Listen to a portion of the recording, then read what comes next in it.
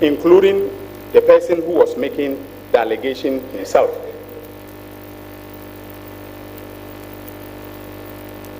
So, ladies and gentlemen, if A Plus has any evidence of corruption or thievery against me, I am challenging him today to call a press conference and present the evidence or present it to the police to investigate me. In contrast, the media should ask him about the silly thing that I was about to do, which frightened him so much into making that silly post about me. He should be asked what he knows about the National Service ghost name scandal and related matters. If he can give truthful answers to these questions, then Ghanaians will know why he took to social media to do what he did. But let him be warned that in my hometown of Zorungu, we do not fear mud being thrown at us. On the contrary, we walk into the mud to deal with the person doing the mud slinging. And I am prepared to walk into the mud with A+. Because what I have about him and the National Service scandal, he should come and tell you. I'm challenging him. He should come and tell you, the media, and stop cowardly hiding behind social media to make baseless allegations against people who have worked hard to earn a reputation. So, ladies and gentlemen, I think I will end here.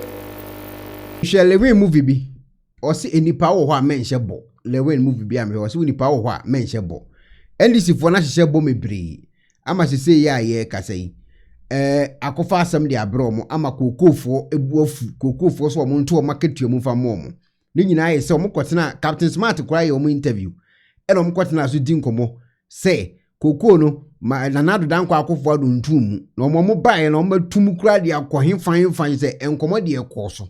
Se di pakasa no do so a na enfomso e wo ho. Nti nkomo a NDC fo ko di ye de asema abro mo. Na A+ ya expose no mebo amwati sanso anasese ya ye kasei expose se sanso a mebebo e de akire wa eye John Dramani Mahama omo ye teacher training for aku bokuto me pato papa tueka papa etueka omobu afu omo so kasa ye bebo ni nyina amwati sese wo page so ye ni kan ko Captain Smart ho Kelvin Taylor enso akasa ama sese ya ye kasei ne fancy fo ne bu afu anso odi obi atemu ana ye modana mugusu mo fire etisi wudie mu de wo bechirim ebe ko nso akọ hede ekofa baaye ye ni kan kwai Captain Smart page so edie na asi kokofo no sen na die na NDC fo kan ya kokofo no omubu afu yenkuti mra ana mutinka o hwe panka 9700 no send sese di twekwe ni in fact guniba no me kan say aban na nya de kura nko fa 3007 no fa 6000 emakwe ni no per bag because etinka kokokwe ni no ne bag na aban koto no bag anto bag ba ko no 60 million yes this abona abrochi because you need ha mo ba mo be unim ono bo wia no me ba me chose ya nya na kokoro ye dia na se kuafo dia jomama e asem a eye NDC fo no ko kan ye time wana eje omo pe aban mu aba no mo ko di nkomo pa ne nkomo do mu di bi no mo besi nsu no matu kokoo mu na omo chese enema bonten si ati kokoo so si atumo si amomu sika na ni nyina ye ntro enu to beto abonten. Ghana Cocoa Board has brushed off claims spreading on social media that the government has announced an increase in cocoa prices, stating that this report is wholly untrue. The regulatory body has urged stakeholders and the public to disregard the misinformation and rely only on the official communique from Cocoa Board for accurate updates on cocoa pricing. The social media flyer suggests that the Minister for Food and Agriculture, Honorable Eric Opoku, had professed that cocoa farmers would be paid 70% of the world market price, but this has been labeled as deceptive by Cocoa Board. In a social media post, COCOBOD wrote on its page, "Our attention has been drawn to a false flyer circulating on social media claiming that the Minister for Food and Agriculture has announced an increase in cocoa prices. This information is entirely untrue. We urge our cherished stakeholders and the public to disregard this fake news and rely only on official communication from COCOBOD and the ministry." Enipa wo kwahye bobi a wontimi ni so a ede asem ne brew ebetimi di problem bi brew ama sese ye aye ka se teacher training 40 abonten o mabuku to dictate form no musu John Damani Mahama yesewo fezika mayo na msi na munya abotre e resetting ye problems or system ni mu e wo se fix ye yenya fixing we ya mu amaka ne de munya abotre na ye fix de wo ho ni wie because sese ye aye ka se esu a musu no emfaso bi ani so.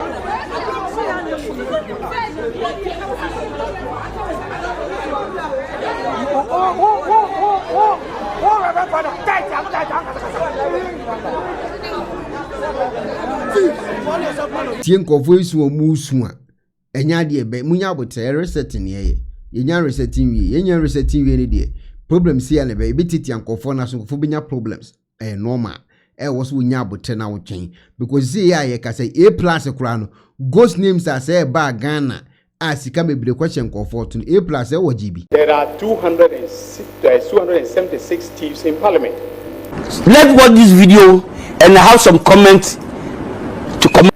I have never stolen before in my life and have never received a bribe in public office.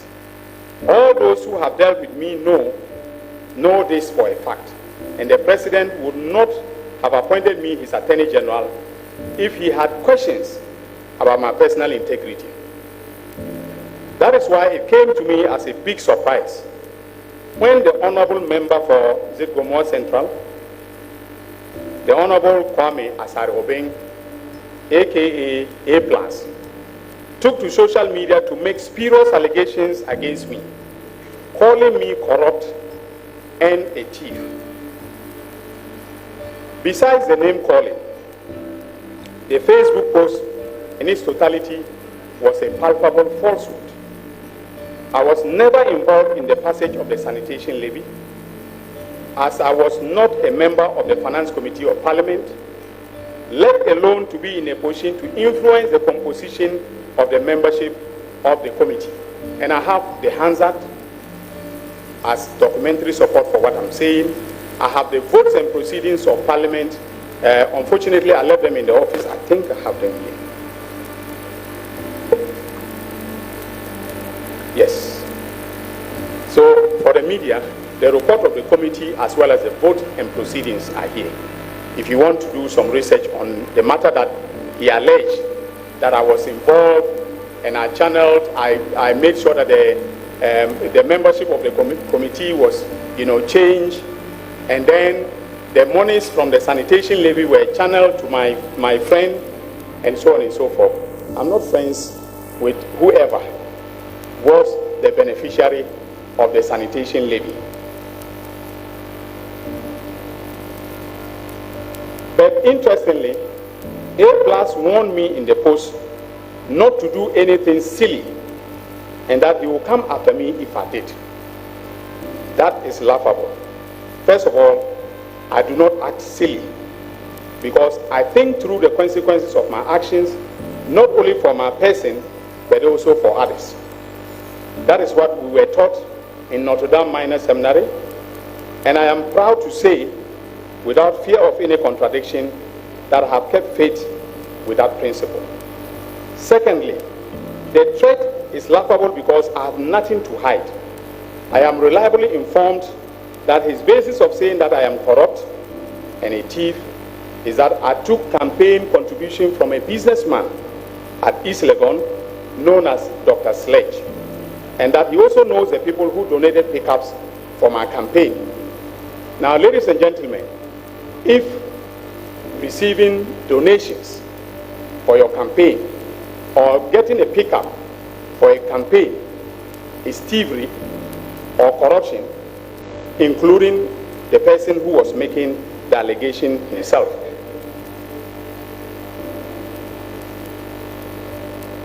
So, ladies and gentlemen, if A Plus has any evidence of corruption or thievery against me, I am challenging him today to call a press conference and present the evidence or present it to the police to investigate me. In contrast, the media should ask him about the silly thing that I was about to do, which frightened him so much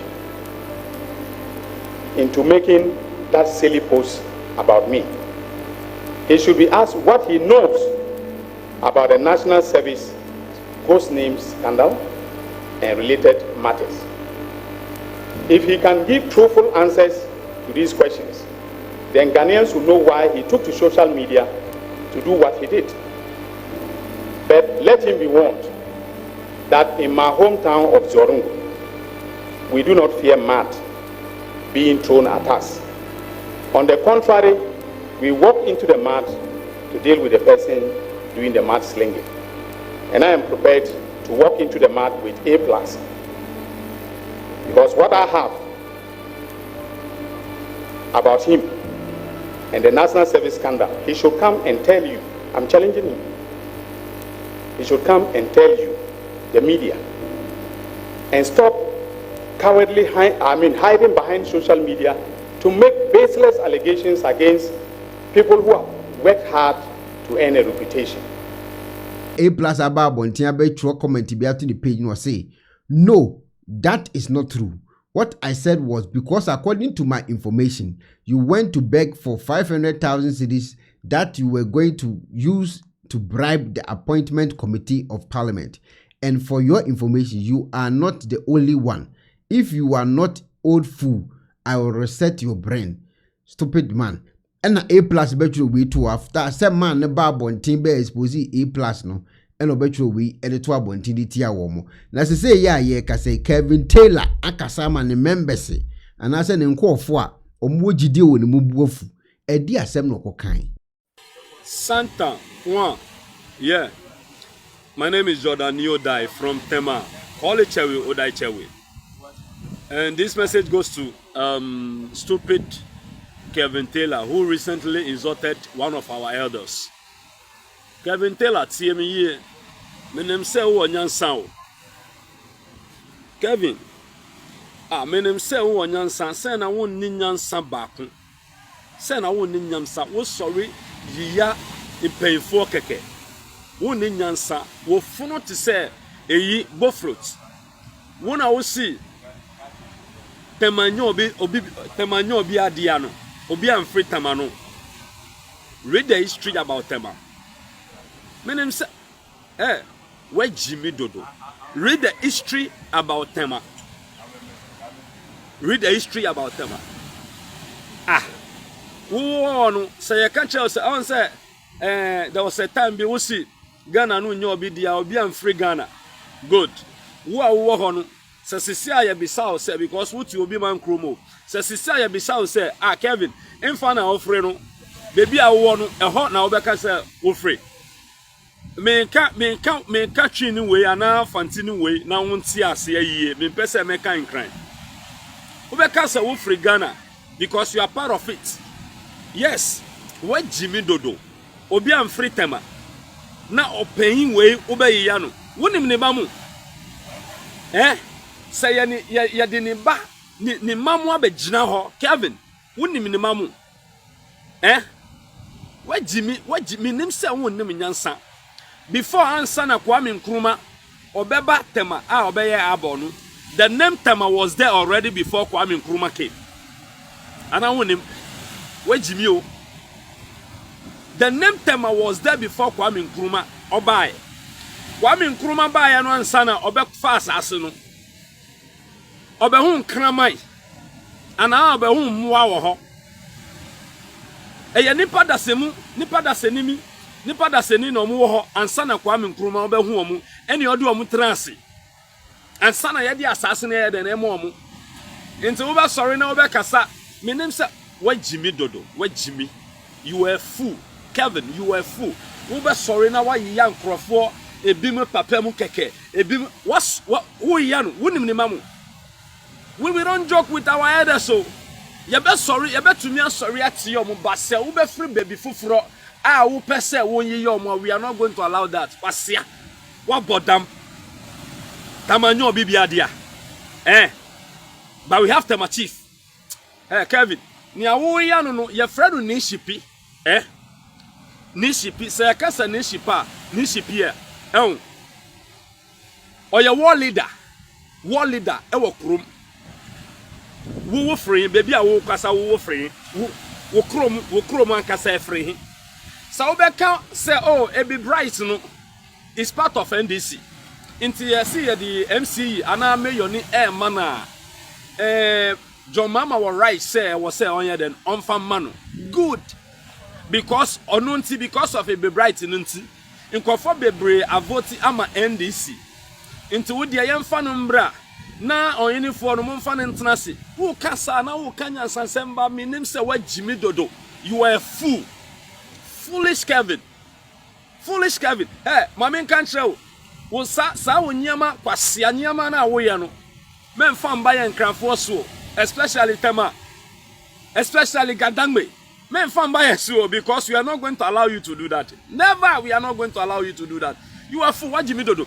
I was saying say sa wo kasa, Jini and sana won kasa, Jini na won kasa here Kelvin Taylor want to mean sorry be you paying for just like that. Say kasa Tema. Say kasa Tema. Read the history about Tema and you know. Obehu Tema history. Read the history about Tema. Obe sorry, obe yiya and paying for. Kwasia, Jimmy, next time, Udia for Kwasia Niamano, and buy so Oba who say yen cranfo no, yen yanu bogus swine. Ye be yawu swine na Obe who say, Yadia, yen fabogan yes swine. Next time, Kelvin, next time, me chang. And I'll come back again. I'll come back. On say, Kasano Sau Kasaya Ginny. Nobody is from Tama. Tama no bibiadia, Pasia, and no bibiadia, mami, a woman no Cindia. Now be sorry or pain say. Me papa say. Now be Yanu. Was Siaba Jimmy, Odia found Quasia Diano and Brian can for so over 1 year. Next time, let's about so Kasa Ginny. And son on Kruma Beban Kurafa. And on Bahum, and your dear Mutanasi. Inti ya paying for no, and yet paying for no, a moya bonny. Nasa Niama Kosu, na be a mu person among Kansu, now be sorry, I won't canyon sansem, meaning say way Jimmy. Asia. Next time, oh dear sorry, now won't casa, yen paying for the whole Gandangme, the whole Gandangme. Now sorry and casa, and tia. Ye pain back and I ye hini back. You will see. Asia. Foolish. Jordan you die. From Tema. Yes. College would I chew. Thank you. Bidamasi. Bye bye. Kelvin Taylor dear Temwa. Nanko 40 abontain na yo de more fire. Ene otisi wo mumudi mu no. Wo so mabo wote omuchirim. Edan ye dwina sanka wo de na. Aya na wa adwini mu no. Wo hu ni se contractor na ne yeden ejene. E kan wo de ne pe na fi wa start na wo chire wo nsemu.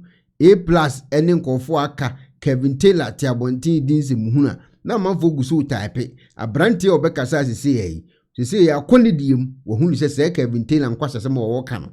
Emfaso weni so. E ko ni diem na adwene na yeden. Abafi saa na ade ne tie ebedu bia so sese ya ye kase kwadwon kansa Lil Wayne say ono kwadwon kansa no ni videos a oye eto abonten hwe na TV station bia wo Ghana ankotam so de betu na video so adofo media kwadwon kansa Lil Wayne one way enkoma the whole Ghana televisions TV station on my Ghana I saw motso enkoma CEOs a abia TV station ama Ghana I man for we ese mutimitam sika ekotota neveles efi abochimam ebeyi ni Ghana television ama man for we ya movie on Ghana ha bebrebe and TV series bebrebe wo bia se won to enan chen afemu nto de a mo fa Nigeria movies and all the stations in Ghana any problem nemo busuo emfa me movie enyi TV so da abra won to ye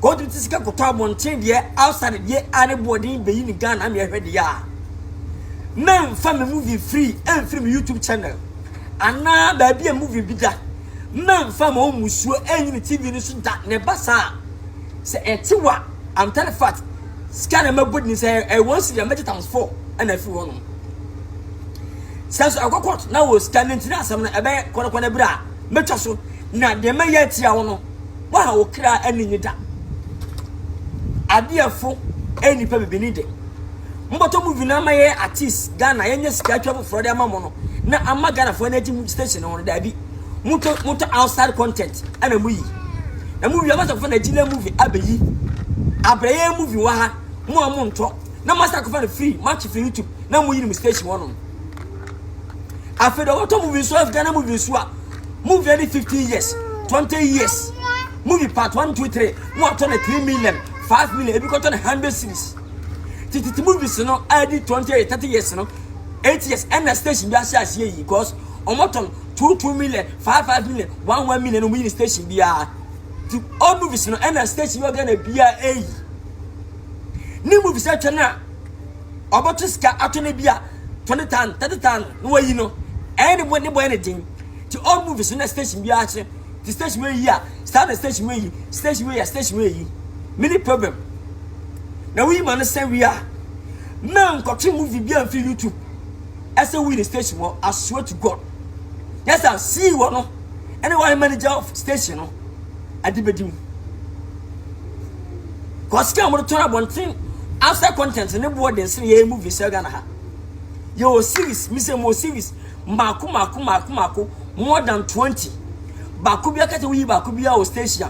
Over more than 1 year and see. Oh, my test camera top. Movie so be in a day, be a movie no, mutimi just within us no way moving away. No, and not movie part 1 and 2. One mark up put about 60,000 70,000. And not mutimi to name titi movies na ye tom that dano. And I say station gana ina akoto. And we in the same time. Almost 20 series, 500 series, 1,000 series. Movie Bennett 100 series, 20 series, 7,000 series. And you have been born in a dream fear. How to movies 100 series in 20 series. Then a movie called Stars in him come on. One fast stars kwa muma. Which movie stars in muma. One macampo movie part 1 and 2 within 2 hours. No, one macampo 50,000, 60,000. Second says Minampo and a most more new movies. And a book of 60,000 and a be a tomamo 10 times. I do not know. Kebatika at all. Bemon Penisa. I'm talking about myself as a Wizzy Empire, Kojon Kansa. Must station be on movie and for YouTube. So I continue being the station for that. Go on to movies, any station be a or be to movie from her station. UTV and Mr. Lawson TV. Omuna at this cartoon movies and when you a series no movie. Utu here be a first cable toby. Ya gana ni obanasa on sumpa. Ya ba buan ama content series papa awi ya ebenya viewers ama do for the omoduma banaba wa dem omo. Boko na em no so na ska afa obi sika ba de. No twabi dem ma. Mo timi twabi so na ya twa no ato. Nwayi. Pilot. Ya me shem nyina. Se Nigeria for the one ya ba. Ese mo yi no si u kotwa. Ska be tua go bi mo kan twa movie 2 billion 3 billion ama on fa carrot 10 cedis nko to YouTube amiru station. Oh so a TV station. Oh so a TV station does be mu ni content. Ana mo fa na men sen fata a conform la se na men sen na guso aba movies wa betima movies na ma dofo ani age atra ho ahwe e de madwuma banda bida se na men sen de beji schedule be don okot ene hia NCM penifo mo hwe bibi na mo nye ne na M1 kwanda ache. We are fighting for Ghana. Please. Na me shem you love you guys. Meni Kwadwo Nkansa aya adwene e wode o kan ho because wo ye movie ni ade ade a eka wom ye menye bi da but minim se ese ka wom pa ndi so obi ye movie ato abonten na se Ghana fo no ese wo nkonkoto ene sa ho ahwanam koto abonten so de etimi ba behwe dia ene na Kwadwo Nkansa lewe asem a wo kan no abusuafo ye mfa no kora nya adwuma dia na se Kwadwo Nkansa nsem a wo kan no kora ye adwuma because wo ye movie oboka na wo timi nkonko download o Facebook ne TikTok ne hwan na mba me fan 2 pages say o ba be showcase ya kire wo viewers wa bra o mo maka ndi okoto no aba behwe me ne kwadwo nkansa eya adwene we ni nsam a ye de betu dwa so betimi do comment section Ghana for news mu ko me bra subscribe to channel we but omuni eye notifications me ba live for anase me post video tuma omu hunu me video nhwe etian wan se obekọ eye YouTube no so wabọ me din Ekuonaba TV no ebe yi aba eyi ba no wabọ me video ba akoso obo me video ba akoso a se won subscribe ya no wamia subscribe button no so se won subscribe so no wamia adoma no so to all notification we ye ne sa na se me the video tumu a ubonsa won sabe kana won so wanya bi ahwe se de be ya me ba obehu minti no mia adoma no so na Facebook kai so be like me page no se de be ya me video bi a me post bi ansa betimi aka be betimi akọ settings e wo phone no so na wa mia settings no akọ notification na afi wakọ mia eye YouTube no wo dia to notification button to wa mia to ho se de be ya me ba live wa benya me intina me kire sa no ma we nyina me serew se wonya ne sa ye ne sa se won subscribe to me channel so subscribe to channel se de be video tuma unsa betimi akabi medase. How to use the laser home kit. First, apply the gel directly to the tooth surface as demonstrated on the video. Second, connect the light to your phone using the USB provided. Leave the light shining on your teeth for 16 minutes. Fourth, rinse your mouth and the mouthpiece with water, cold water. And lastly, smile. Using the toothpaste separately. Brush twice daily with the toothpaste. Bear in mind, this product is not suitable for pregnant women, breastfeeding mothers, and children under 18 years old. Enjoy! I am so pair a sifita structure of what yet, and the enough for Hokodom unique laser whiten. Any tea stains, coffee stains, smoking stains, beer, unique laser whitening product. Ebe yini nyina free summer kama. The oyan is so befraying. I was 079-9979-2330. Unique laser whitening. Or say Muni Seso. Unique.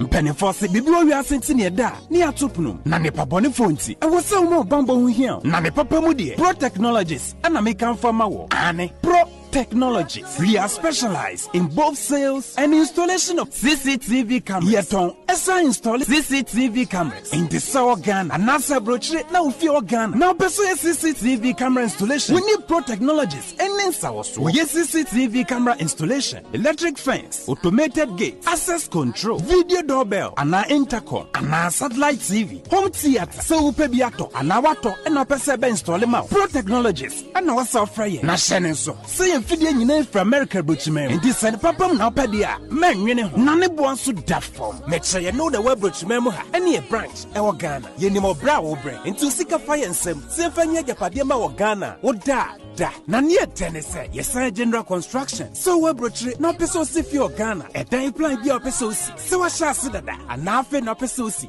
plan bia ye besi ama eno achi so here solar power ana bamba ho nsensem bi ade woni ye ni nsawoso ne sanso ye smart home abɛ from video bi apese hyehyɛ e wo fie ana watwuma mo de ma wo woni ye ni nsawoso we are just a call away ne sanso wadan de ma han ana ofre brochire bedu Ghana na wo pay full house room ana apartment ahan for short term ana long term ye be ma obiane border form na bamba ho nsem de manwene ho enna ye interior decoration so wasi fie na wie ana yasu fie na ma no ye sign decoration ye besiesie odie ana office so e dia ma eno edi so tom fidie bi na wo hoku e fa so install ana ne settings ye beye e dia ma e wo Ghana ubehu yen wo mre ofra denta e di wani ache dodowa ubehu ye e wo ahie ye ne Emerlin Pharmacy e na wo the same building. For information or WhatsApp 401-7570-300 and a +401-6992-254. Pro Technologies. We have the solutions for your security and home entertainment needs at affordable prices.